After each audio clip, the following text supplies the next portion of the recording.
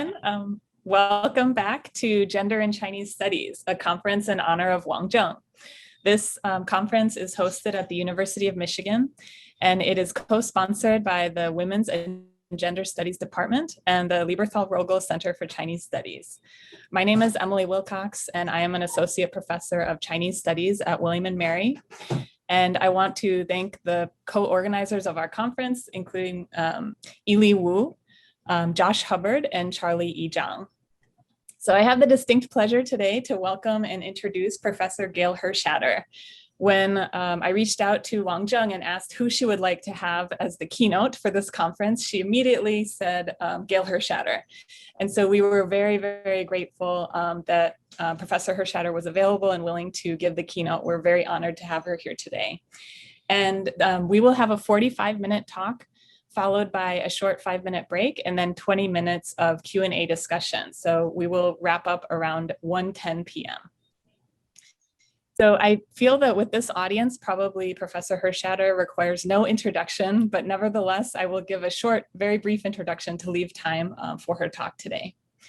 Professor Gail Hershatter is Distinguished Professor of History at the University of California, Santa Cruz, and a former president of the Association for Asian Studies.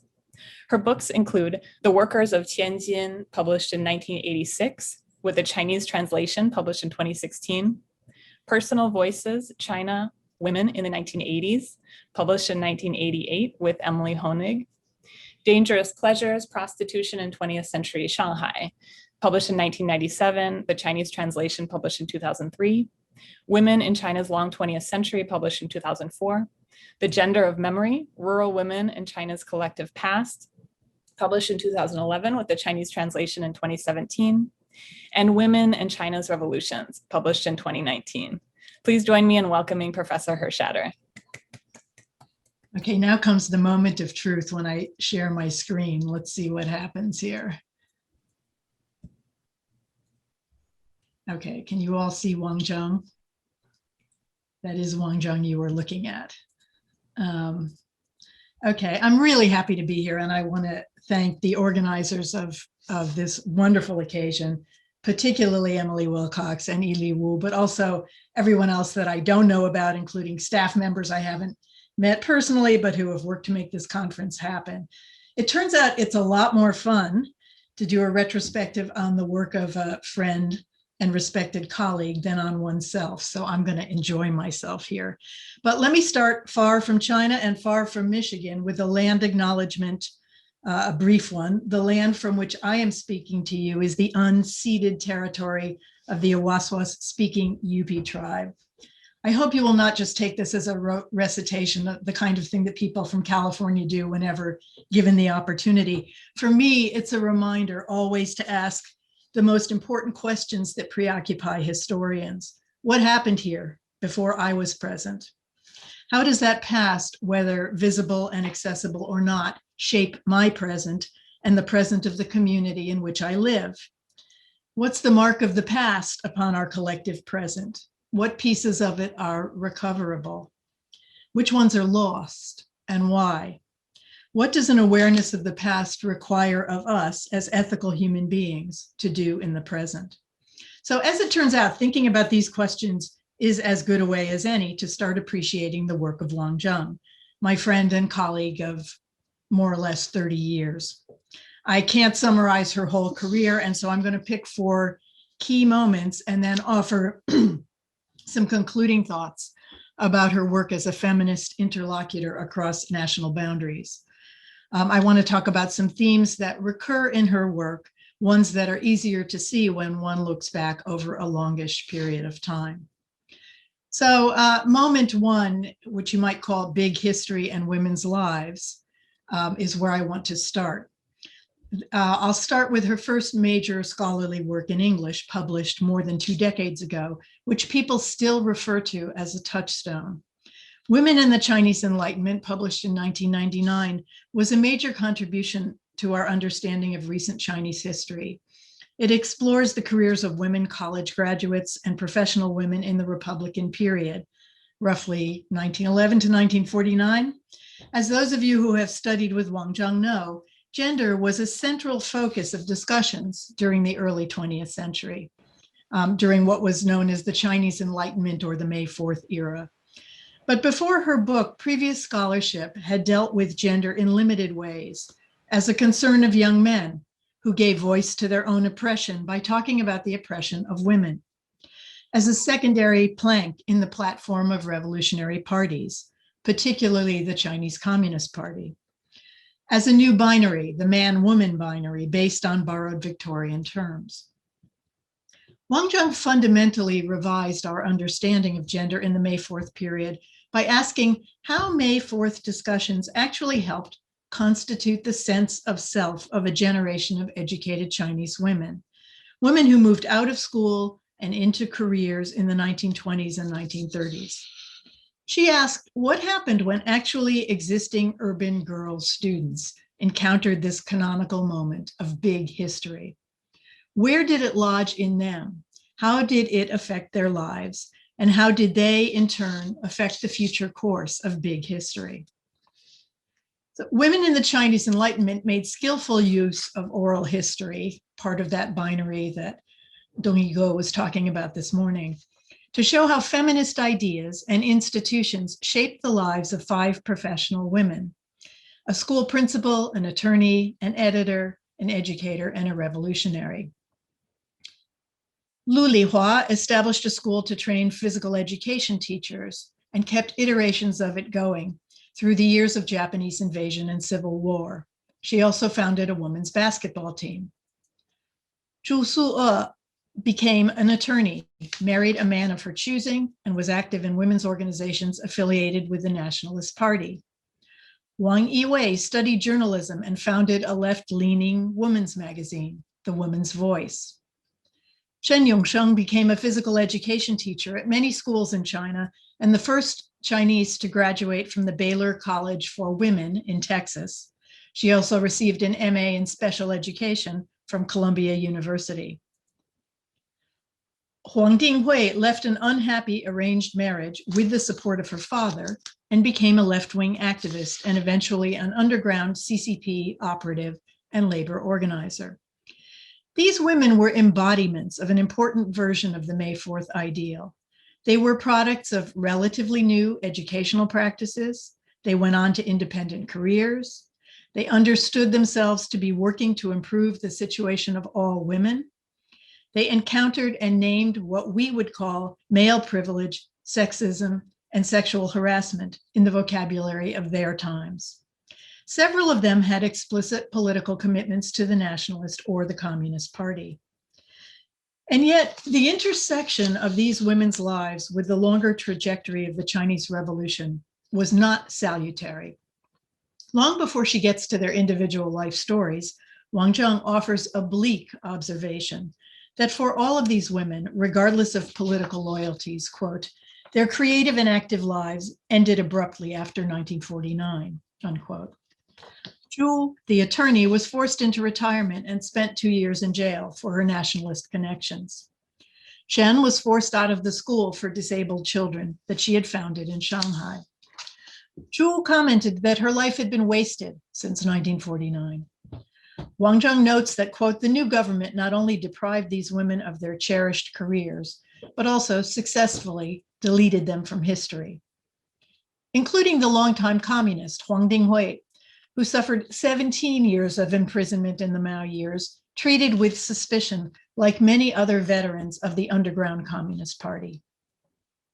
As a researcher, Wang Zheng was particularly shocked that she herself had grown up in New China with no knowledge of this earlier generation of self-consciously feminist women. This may have marked the beginning of what has turned out to be a lifelong scholarly project for Wang Zheng. She has aimed not only to excavate the histories of women, but also to make them available as a genealogy of feminism for subsequent generations to use as they see fit. Moment 2, bringing the personal to the political. But what about excavating one's self? How did Wang Zheng's new awareness of some of these occluded histories affect the way she looked back at her childhood and adolescence in Mao-era China? Her essay, Call Me Qingnian But Not Fu Nu, first published in 2001, can be understood as call me youth, but don't call me woman. The particular terms youth and woman, as used here, were not ordinary nouns. They were categories given particular meaning by the Chinese state.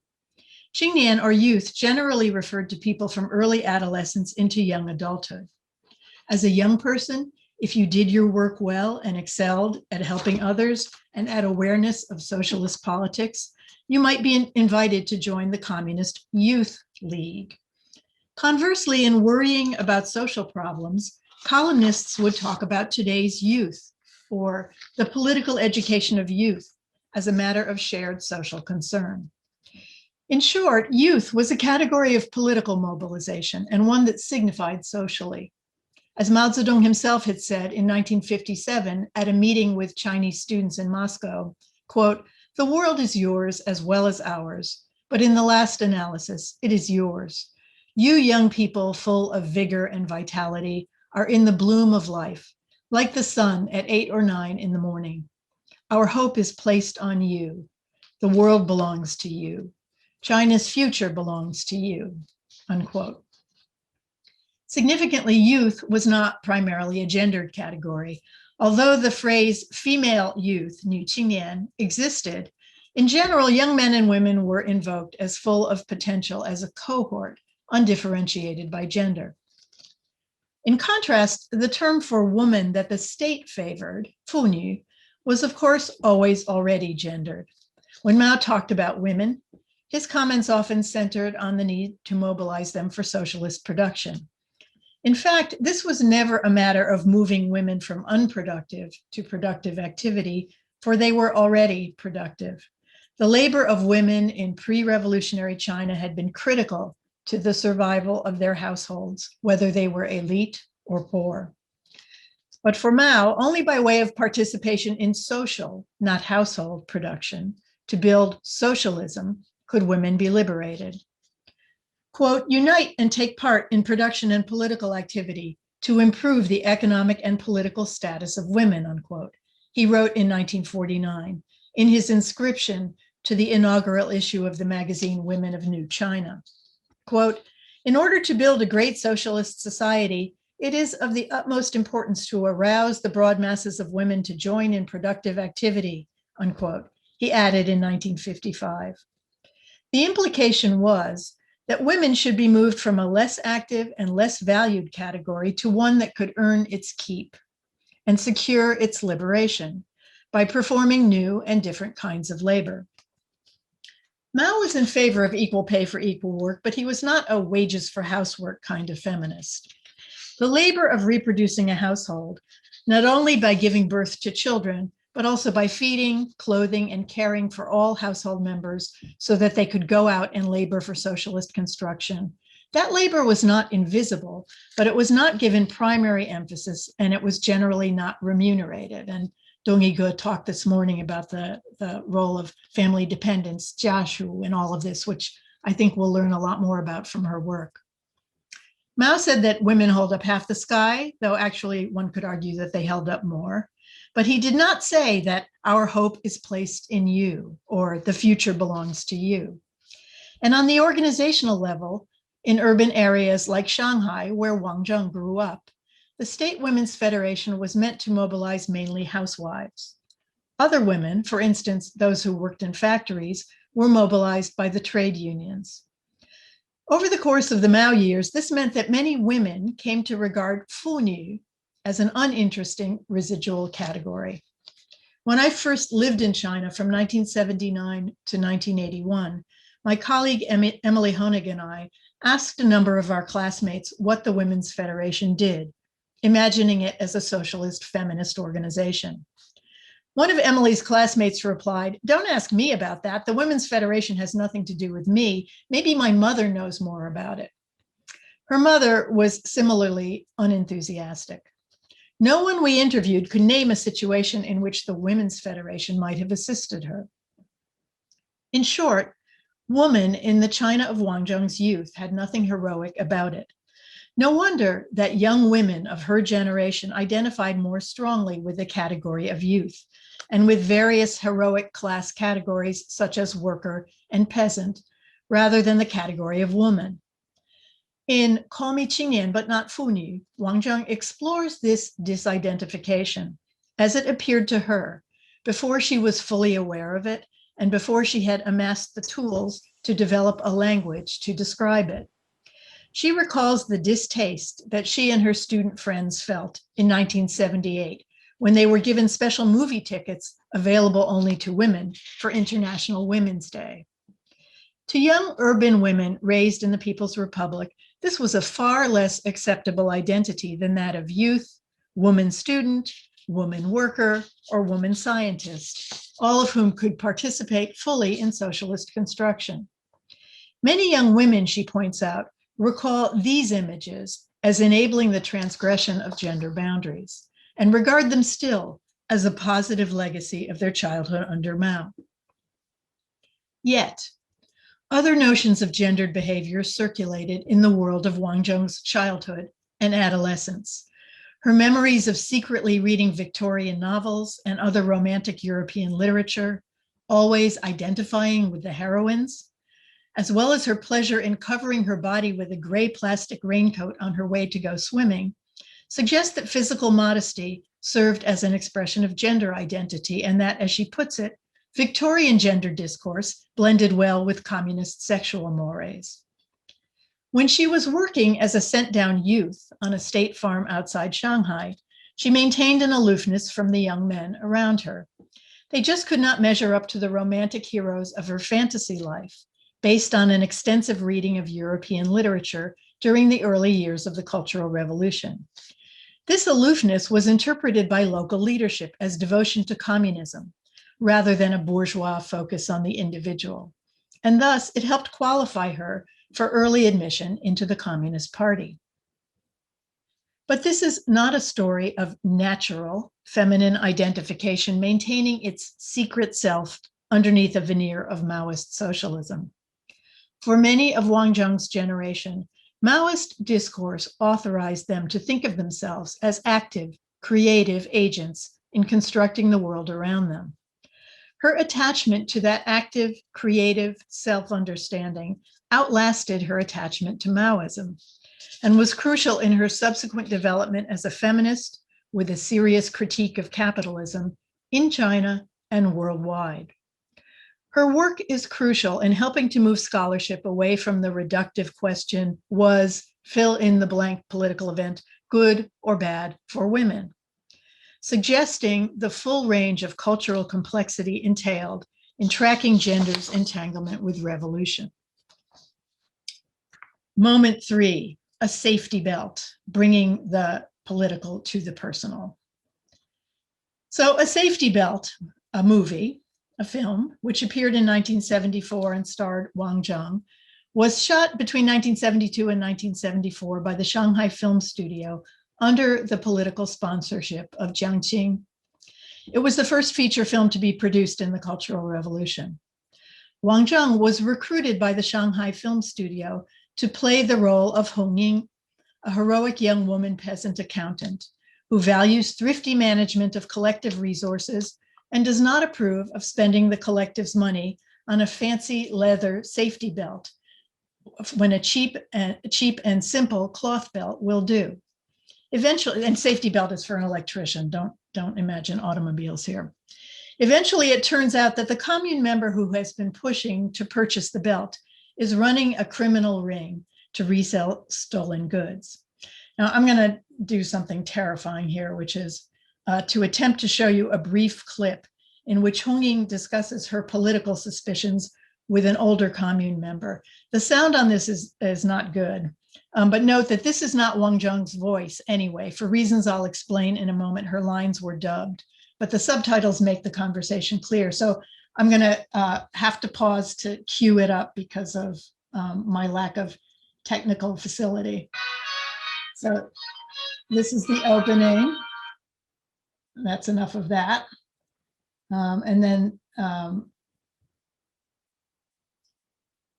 here is the part I want you all to see.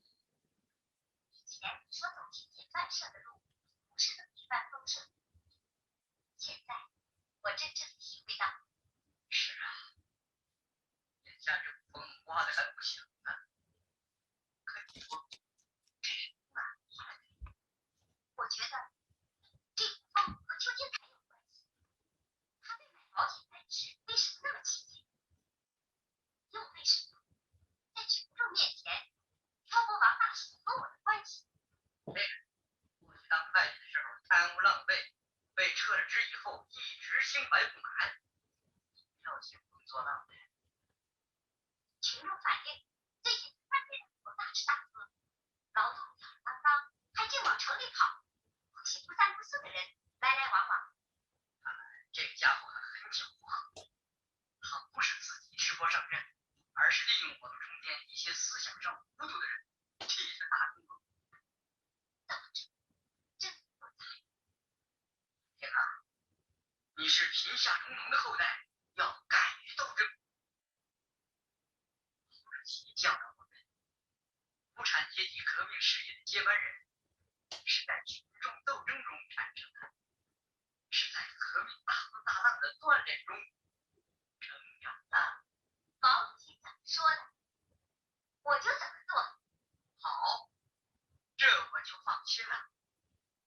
外表不怕血压，油菜不怕霜打，年轻人肩膀上压压重担，腰杆会更硬的。大伯，快走喽！ Okay, I hope that wasn't a disaster. I didn't hear screams from all of you, so I assume you saw and heard that. When this film was made, Wang Zheng was a talented and confident youth leader on her state farm, where she had been laboring for 4 years. She felt much less skilled as an actress, but her main source of discomfort when they were shooting the film was that the crew felt she did not look robust enough to be a peasant or speak with a strong enough voice, even though in her actual daily life as a peasant, she hauled heavy loads and commanded respect as a competent youth cadre.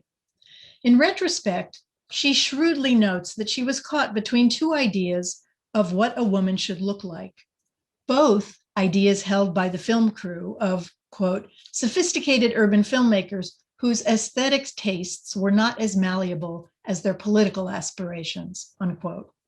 In other words, in search of a peasant heroine, they had picked her because although her residency permit now said she was a peasant, she fit their Shanghai notions of what was attractive in a young woman. Then they held it against her that she looked too delicate to fit their idealized notion of a peasant.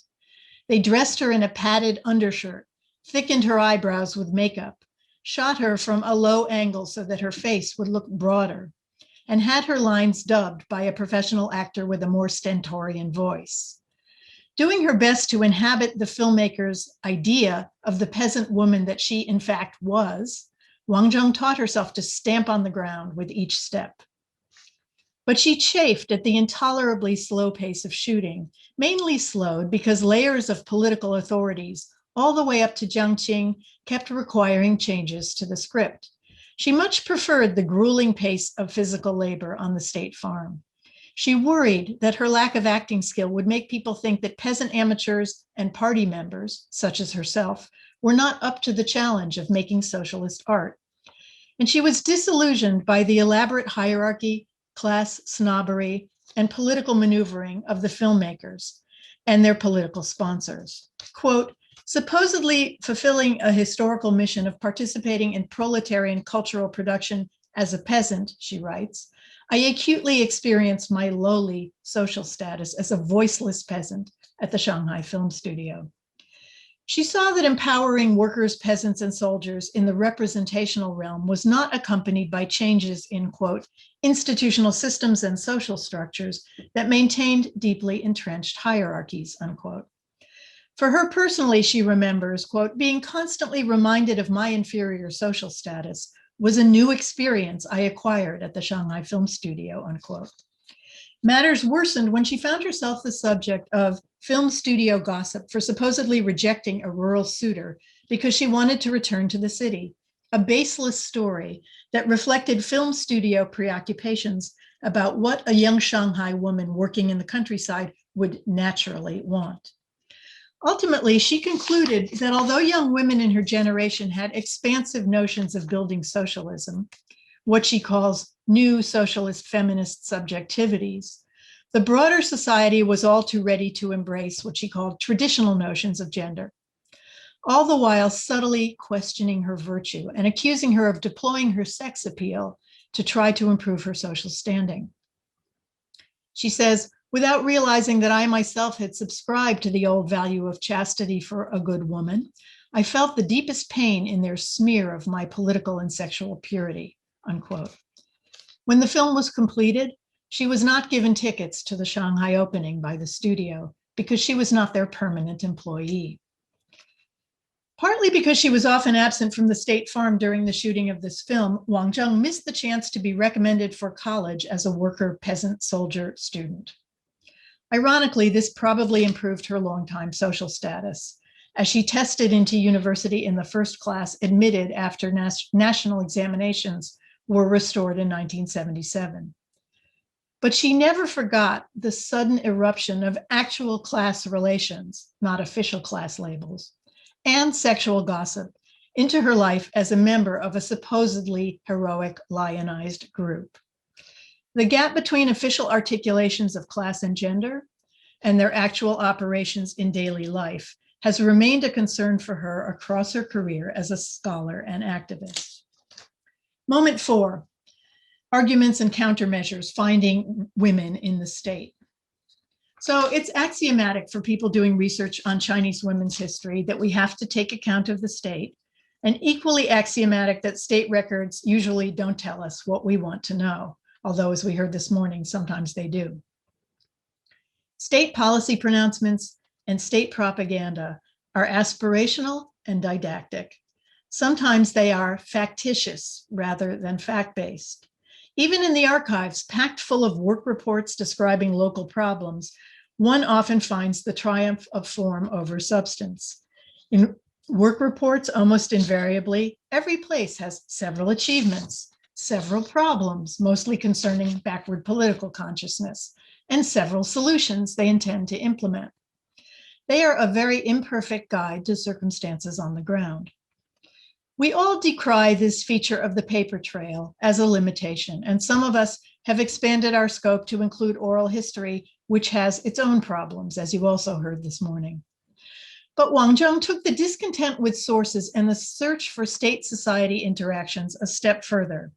She went back inside the state apparatus, specifically among the handful of veteran women revolutionaries, such as Deng Yingchao, Cai Chang, Song Qingling, and others who are not pictured here, like Luo Qiong, and among the women cadres who were editing the state magazine Women of China.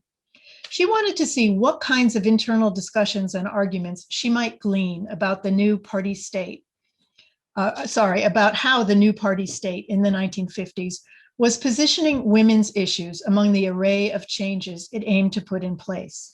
This is the most literal meaning of the title of her 2017 book, Finding Women in the State. Here she was looking at women inside the state, people who were at least sometimes in the room where it happened. And what did she find in that room? For one thing, arguments about the centrality of marriage reform to women's status.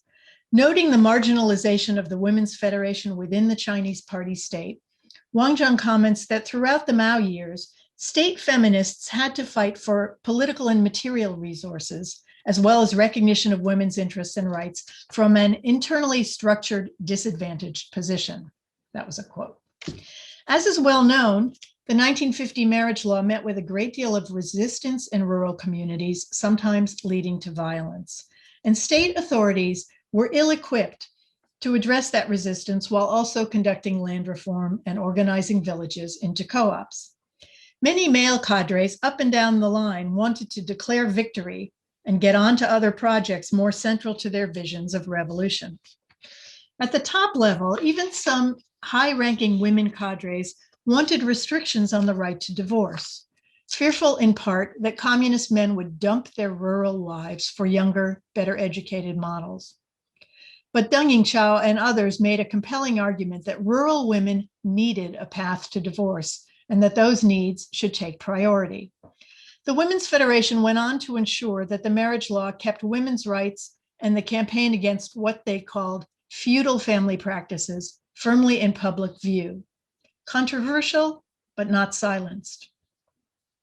Another interesting tension emerged when internal party politics heated up in the course of the National Anti-Rightist Campaign of 1957. Generally speaking, party propaganda from that period focused sharply on the search for internal enemies and on the centrality of class struggle.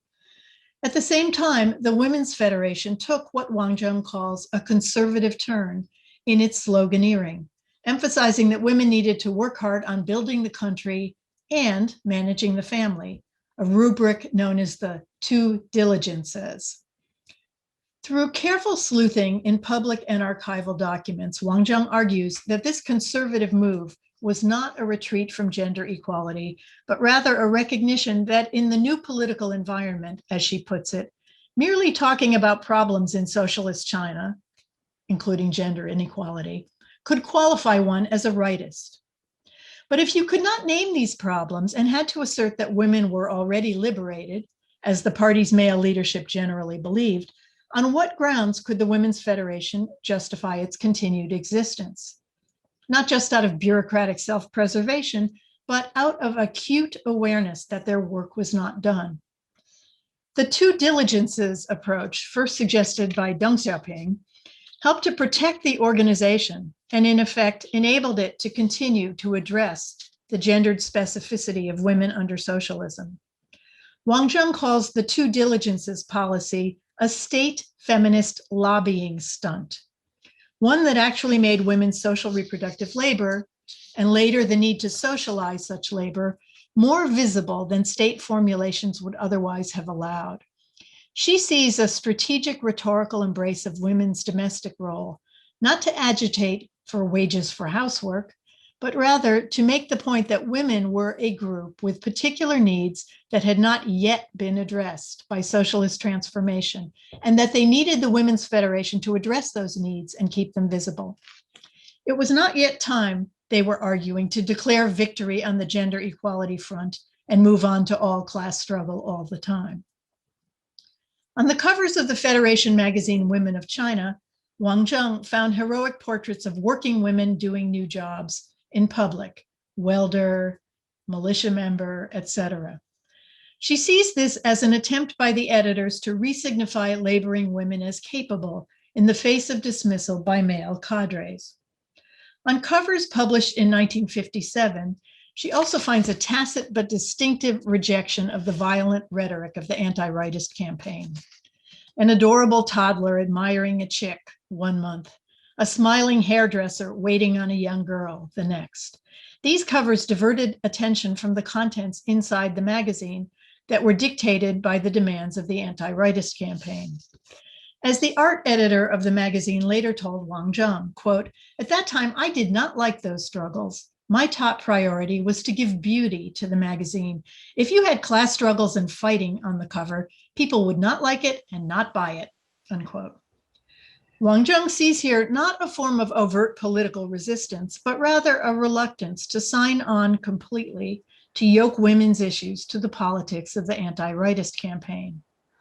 And while it's difficult from our perspective to embrace cover pictures of toddlers and baby chicks as feminist signification, Wang Zheng is firm on this point.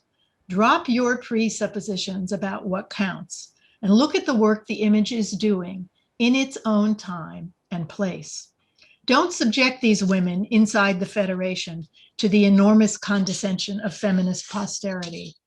Give them all the respect you would give any political infighter facing what Wang Zheng calls dilemmas of inside agitators.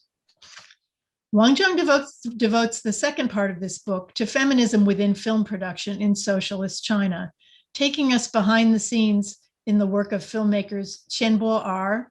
This is a still from the 1949 film Daughters of China that Chen produced, and male author and feminist Xia Yan. She examines how films centering on distinctly non-Hollywood revolutionary heroines were produced. Her focus on these two figures, Chen and Xia, and on the rise of Jiang Qing, an opponent of Xia Yan, suggests to her that in the cultural realm, the Cultural Revolution began in 1964, not 1966. In this instance, putting the politics of gendered representation at the center of her inquiry alters how we understand and periodize the larger political environment. Wang Zheng has also carried this scholarly approach into her analysis of more recent events. In the reform era, as the party state moved increasingly toward market reforms, often at the expense of women, the Women's Federation and women scholars produced what they called the Marxist theory of women. The 1980s and 1990s was an era in which rejection and faint ridicule of Marxist ideas was common, and the Women's Federation, as you heard a moment ago, was often dismissed as irrelevant. But Wang Zheng looked hard at the Marxist theory of women, and perhaps more importantly, at how it was being deployed. She found it to be a capacious rubric, encompassing Maoist ideas about women's liberation, institutional practices, and government policies. She saw it being used by the Women's Federation inside the state apparatus to keep up pressure not to abandon gender equality as an official goal. She reminds us that many leading women's studies scholars in China in the 1990s, women who were then at middle age, were themselves formed by Maoist gender discourse, which, for all its limitations, left them with a strong sense that being gendered female was not supposed to result in discrimination or social limitations. In their work, particularly in the 1990s and early 2000s, these women's studies scholars and state feminists usefully reworked and put to local use many concepts from feminist movements elsewhere, including domestic violence, sexual harassment, and gender itself. Throughout this rich and complex book, Wang Zheng's project is to, as she puts it, account for sites and effects of feminist negotiation and intervention in dispersed state processes, unquote. No patriarchy, she tells us, is ever totally dominant, not even an expansive, increasingly powerful, and intrusive socialist state patriarchy. She developed this analysis many years before publishing Finding Women in the State. In a 1998 article written about the 1995 Fourth World Conference on Women in Beijing, she described what she calls the paranoia that hosting that conference set off among Chinese state authorities. What if foreign women attending the non-governmental forum decided to parade naked through Tiananmen Square? State authorities moved the NGO forum out of Beijing to the remote suburban area of Huairou and began to closely screen all panels that were to be presented by Chinese women at the conference. Women activists in China were frustrated and angry, and yet they were also hopeful that the paranoia would pass. Wang Zheng writes, quote, "They sounded like seasoned farmers who know very well how to contend with bad weather. In this kind of unfavorable political climate, one should just do some repair work, preparing for a warmer, more productive season," unquote. And in fact, when the conference concluded after generally favorable worldwide publicity and state officials revised their view of how useful it had been, Women's Federation officials were quick to use that political opening to hold the Chinese government to the commitments it had made to gender equality when it signed on to various conference declarations and platforms. This is not a heroic story about resistance, but it's not exactly about collaboration or even accommodation either. It suggests that it behooves us to look closely at what is going on in diverse domains, even during periods of intensified repression, an insight we can and should apply to the present moment as well. Last moment, feminist broker. Parallel to her career as a scholar writing in English, Wang Zheng has spent almost 3 decades engaged in ongoing conversations with scholars, NGO staff, students, and activists based in China. She was one of the founders of the Chinese Society for Women's Studies in the US. From 1993 on, she helped to organize workshops in China in which Chinese women's studies researchers met with expatriate academics, now in the US and elsewhere, to discuss tools and theories for the study of women. In 1995, she published a book in Chinese exploring recent American feminism. Since then, I've lost track of the number of feminist source books, edited collections, and essays she has authored or edited in China. There are well upwards of 11 of them, often working in collaboration with China-based scholars. In 2004, she was an organizer of an international conference at Fudan University, celebrating a century of feminist thought in China.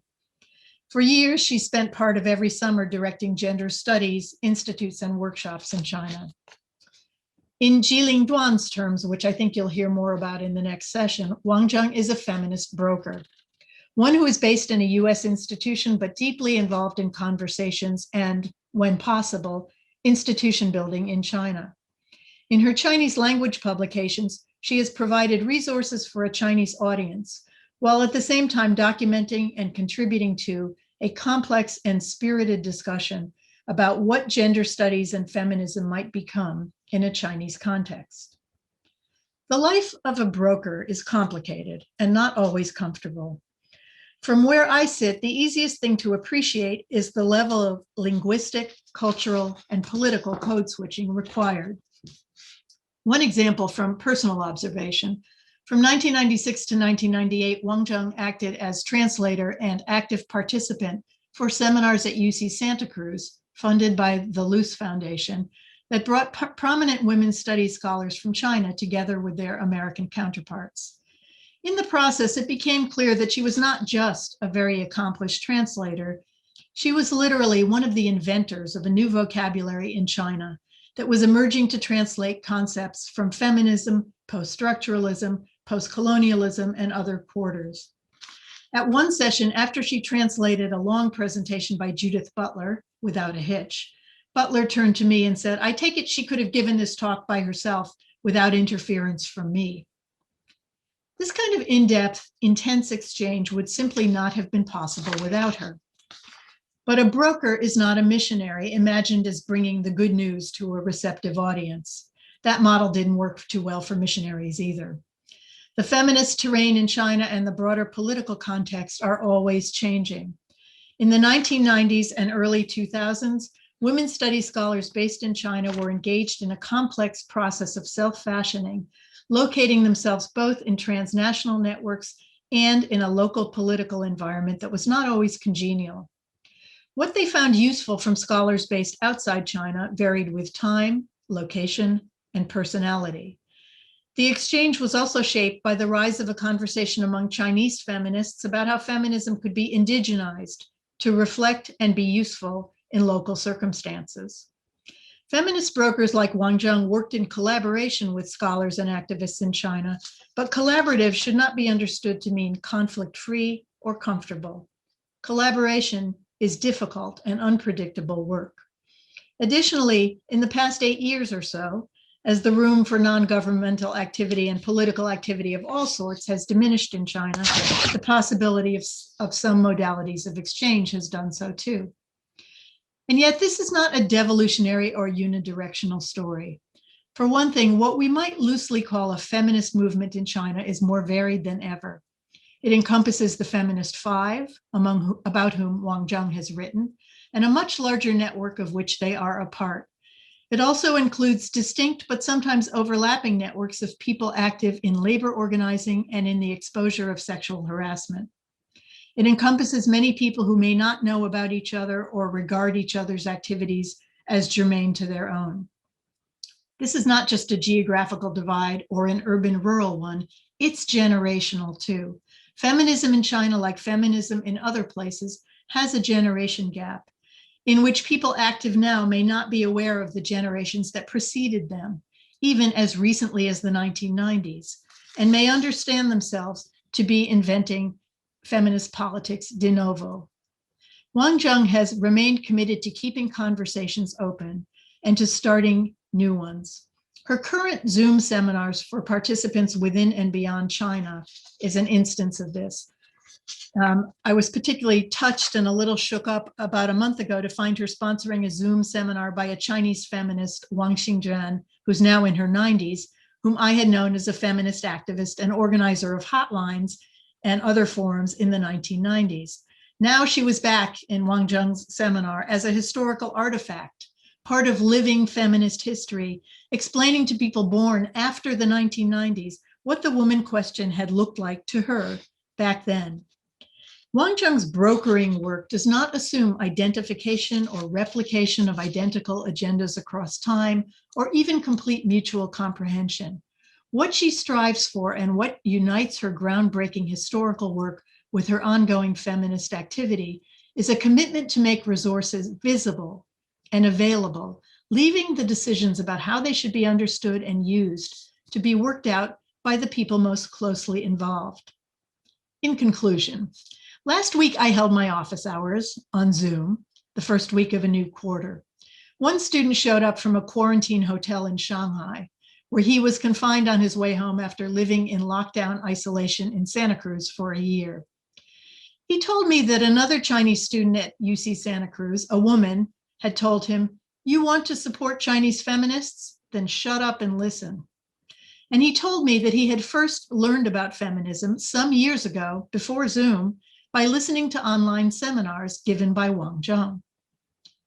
Every historian hopes that her work will have an afterlife, that it will be useful to people she never knows or meets. Historians are not so comfortable with crystal ball predictions about the future, but here I will hazard a modest one. Wang Zheng's work as a feminist scholar, as a feminist broker, and as a feminist activist will reverberate well beyond her retirement. I salute her and I thank her for that. And thanks to all of you for listening. Thank you so much, Gail.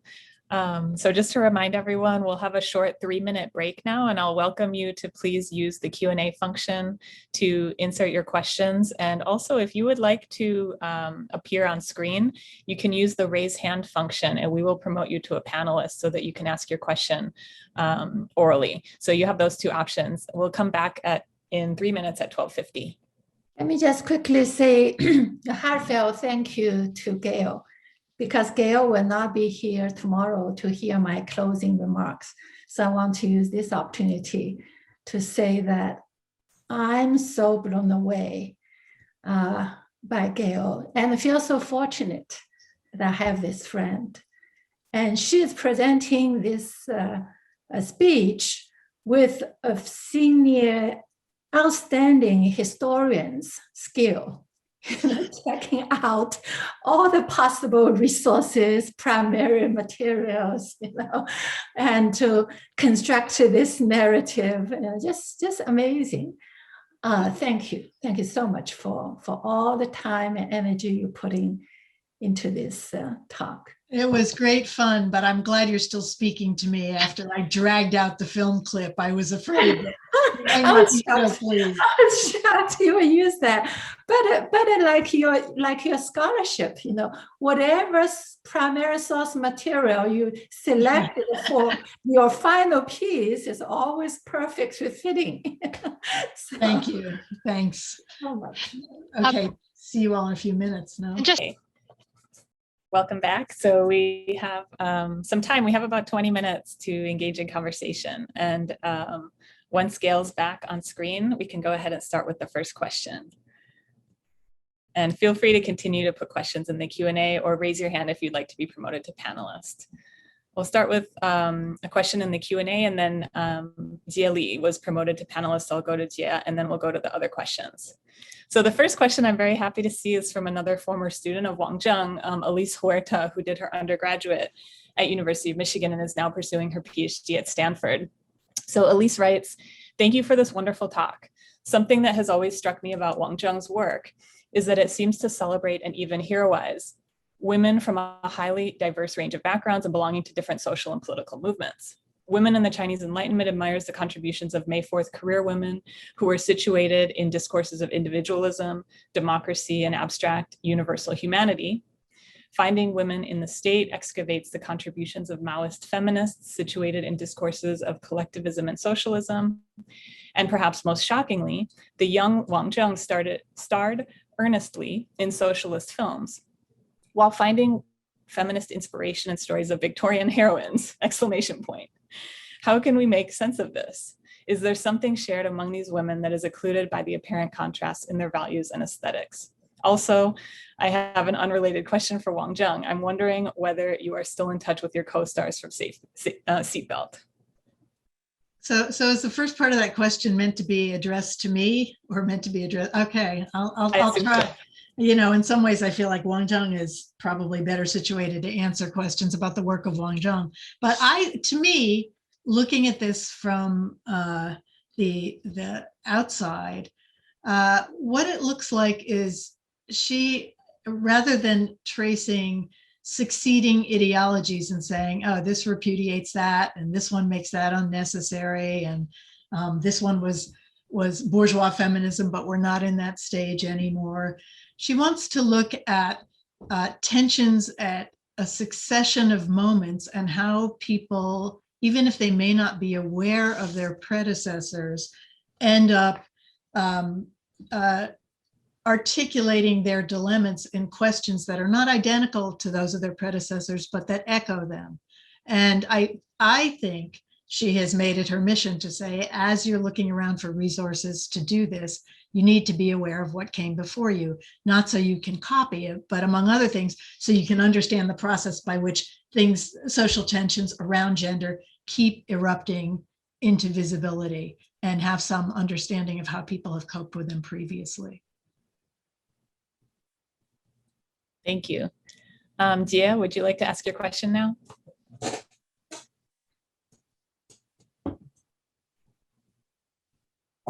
I think you should be able to unmute yourself.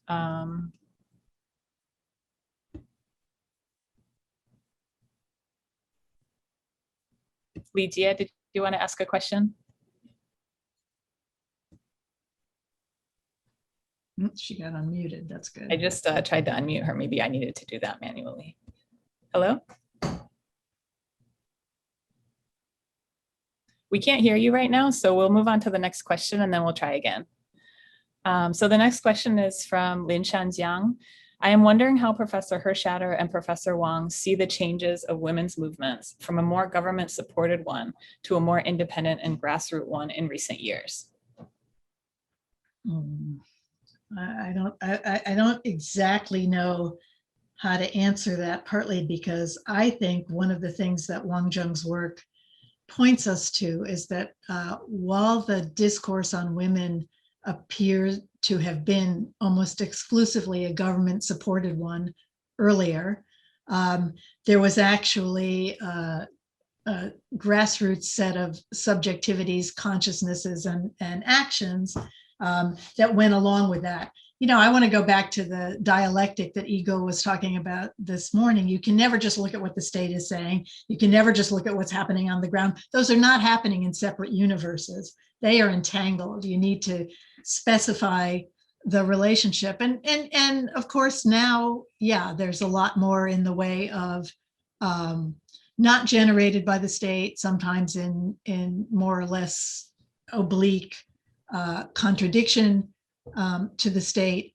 Nonetheless, I think that feminists today may be shaped by the historical world they came out of in ways that they themselves might not be fully aware of or able to articulate. And I understand Wang Zheng's work as helping to give them the means to understand, look, you know, look at this person from the 1990s who ran women's hotlines.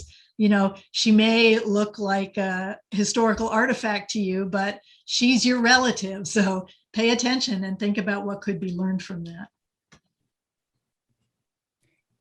Yes, I totally agree with Gail's answer. And actually, Gail, I truly appreciate your thorough understanding of all those meanings in my work or in my different publications, you know.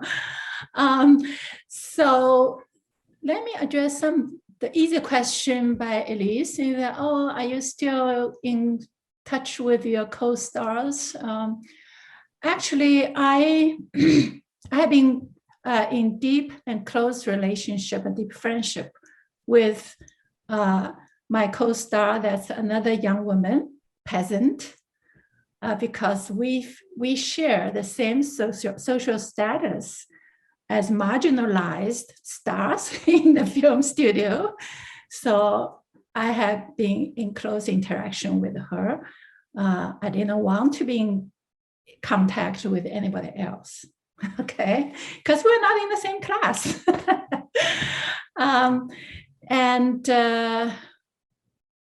To the question about movements the government supported, if you read my book carefully, Finding Women in the State, they were not supported fully by those male-dominated party machine. You know, oftentimes those male bosses were the obstacles to their efforts. Okay, so I do not think it's a correct characterization of the early period of socialist state feminist efforts should be termed as government supported.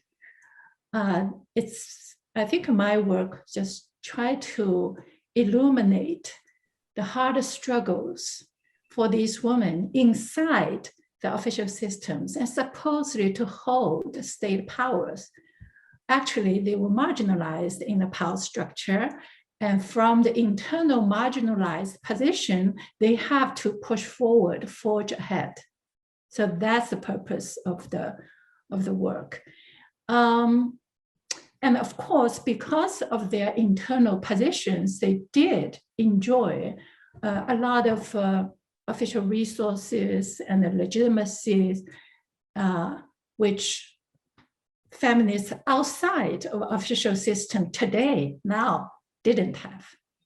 Okay, so that should be a huge difference. And in terms of today's feminist movements in China, it also shouldn't be recognized as all totally independent. Some are still kind of in between, work in between in different locations. Actually, just recently we had another Zoom lecture.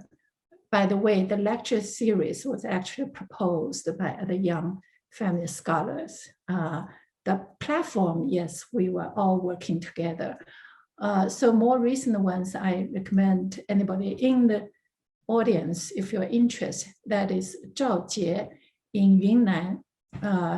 She talked about feminists in Yunnan's experience. I think that's very, very rich and illuminating lecture that totally displays the complexity and the diversity of Chinese feminist activism in contemporary China. So one point is that these feminists work just in between. You know, some work outside the system and many also work inside the system. So that kind of situation still is still going on. So we shouldn't present this kind of dichotomized narrative to describe the Chinese feminist movement as either or, you know, either controlled by the government or independent. That doesn't describe the complexity of Chinese feminist movement. Thank you. Go ahead, Yanlong. Hi, I'm wondering if Gail and Wang Zheng could talk a little bit more about the intergenerational differences. I think not just in terms of feminist movement, but also in terms of the feminist scholars or gender studies per se. Well, I've only kind of paid attention to this in passing. I haven't really focused on it, but what has really struck me most recently is a generation gap between people who became active in the 90s, many of whom have been partners with Wang Zheng in doing workshops and so forth, and younger feminist activists. And it's not that different from, I mean, this is not in particular produced by the situation in China. You know, there you can see very similar things going on in the United States. That's why there's first wave feminism, second wave feminism, post-feminism, et cetera, et cetera. Every generation kind of understands itself with respect to its own environment anew. But I have heard people on both sides say, that group doesn't understand me, or I don't understand what they're preoccupied with. I don't understand why this has been highlighted as an issue. That, you know, and I feel like Wang Zheng is, and it's especially laudable in people of a certain age and generation, has really hung in there and not engaged in that kind of generational politics, and instead said, what does each group bring to a conversation? How is each group shaped by a different set of circumstances? And to start to imagine what could happen if they could listen to each other, even if the circumstances don't currently exist where they are routinely listening to each other. Go ahead. Just want to follow what Gail commented. Several years ago, I came up with a concept. It's called the compressed temporalities. What I mean is that the past century of Chinese history is such that we experienced a lot of different discourses, okay? In each different historical period, or starting from so-called modern period, we introduced a lot of European isms to China, okay? And then the Communist Revolution, of course, is from Marxism, right? And Leninism. And then for a period of time, the Communist Revolution tried to dispute the so-called feudalism. And they name it as Confucianism and feudalism. So in other words, the traditional gender norms had been critiqued, okay, in the socialist period, in the dominant discourse. Doesn't mean the practices disappeared, doesn't mean the social norms disappeared, okay? So in other words, even in the socialist period, multiple discourses, including gender discourses, existed simultaneously. But some rise to the dominant and some was pushed aside or suppressed. And then in the post-socialist period, with the efforts of elite men especially, and as well as the Communist Party's own agenda, they switched course, they abandoned the revolutionary ideologies and practices and revived everything from the past century, okay? So right now in China, we really confront with these compressed temporalities, meaning ideologies from over the past century simultaneously existing and competing and conflicting, right? So it's a very messy time.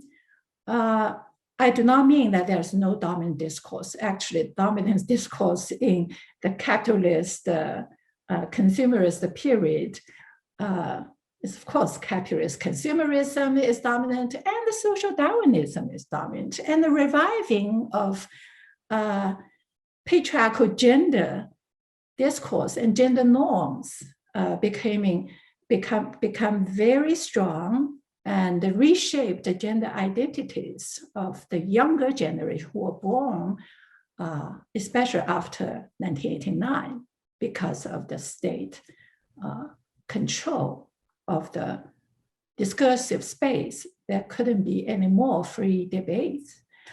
So because of the simultaneous existence of these very complex discourses, you see the very diverse populations and the generations, they embrace very different ideologies, okay?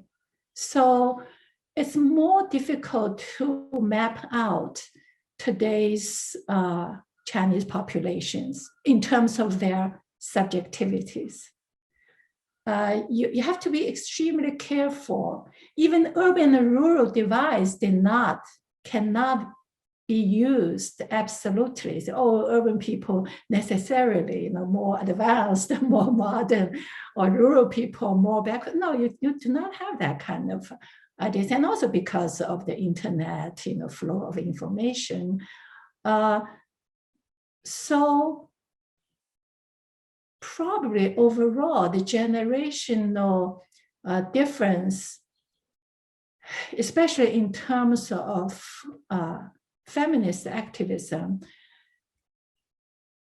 could be manifested in the way that how much history they know of the past, okay? Which is why I struggled hard to try to construct feminist genealogy and to enable the young generation to know their foremothers' efforts, multiple generations' efforts. And let me try to think how to phrase it clearly. On the one hand, because of the compressed temporalities, the competing discourses still have their effects. For instance, the social state feminist work legacy, equality between men and women, that's a legacy. It's still going on. Its effects still going on.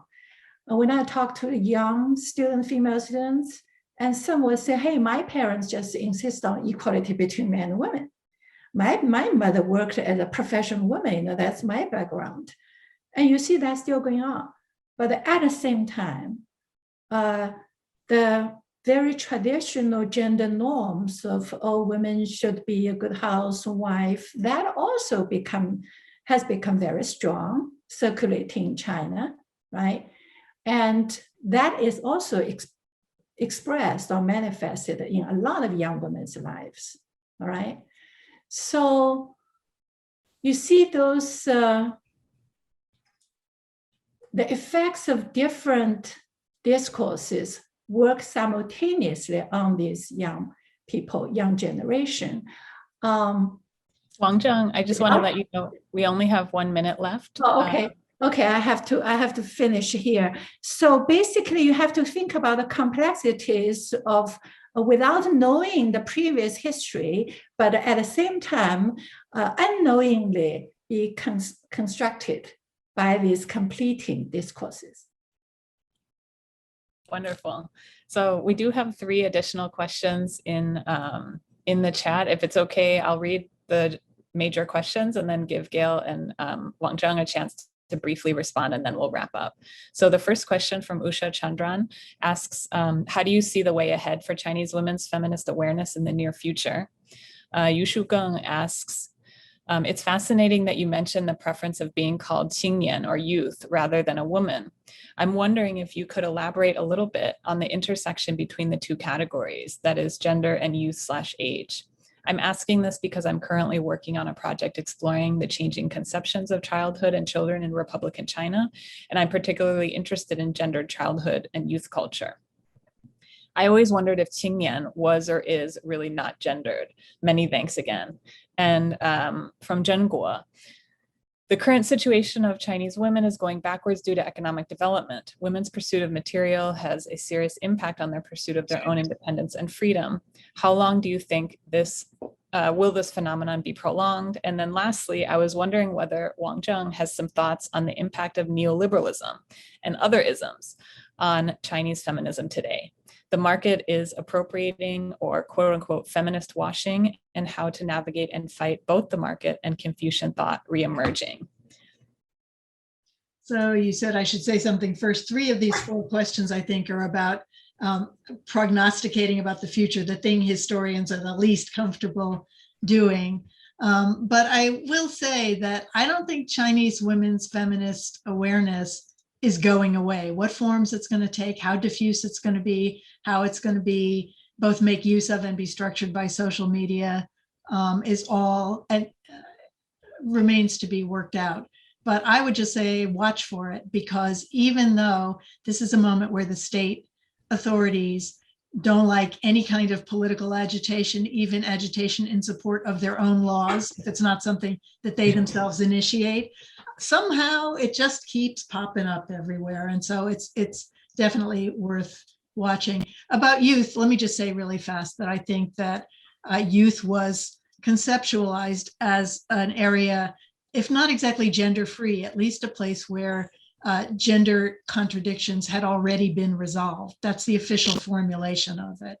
And of course, gender difference keeps erupting out of that category, and particularly when people kind of age out of the youth category and into what turned out to be largely untransformed domestic divisions of labor, they discover it's not so simple. But I think the allure of it was that it was precisely a place where you didn't have to get stuck in certain kinds of inequality because of biology and because it was considered of limitless potential. And that was an ideal and a self-conceptualization that was available to people regardless of sex at birth, gender conditioning, et cetera. Thank you. And Wang Zheng, you want to briefly respond? I think the neoliberalism and as I alluded to, capitalist consumerism, they had very strong impact on the young generation who were born into this global capitalist period. Okay, that's obvious. So how those aspects would affect feminist movements, again, that would be a very complicated issue. Not all the young generation subscribe to neoliberalism or capitalist consumerism, not all of them. Some have more consciousness, critical-minded people, they are consciously rejecting that also. So again, you know, we need to look at complex pictures today. Wonderful. I think this is On the feminism, in my closing remarks, I may spend some time to talk about contemporary feminist issues. Yeah. Great. So I want to remind everyone, this is a perfect segue. We have our next panel starting at 2 p.m. on scholarship and activism. And of course, I want to thank Gail Hershatter for her keynote today and thank everyone for attending. We did record this and we'll decide what to do with it later, but we'll keep you posted. And I think the panelists are going to take a screenshot, but everyone else feel free to take a break for 45 minutes and then we'll come back. Bye. Thank you again, Gail, because I don't get to see you tomorrow. Thank you. I'll be here this afternoon. I want to hear as much of this great conference as I possibly can.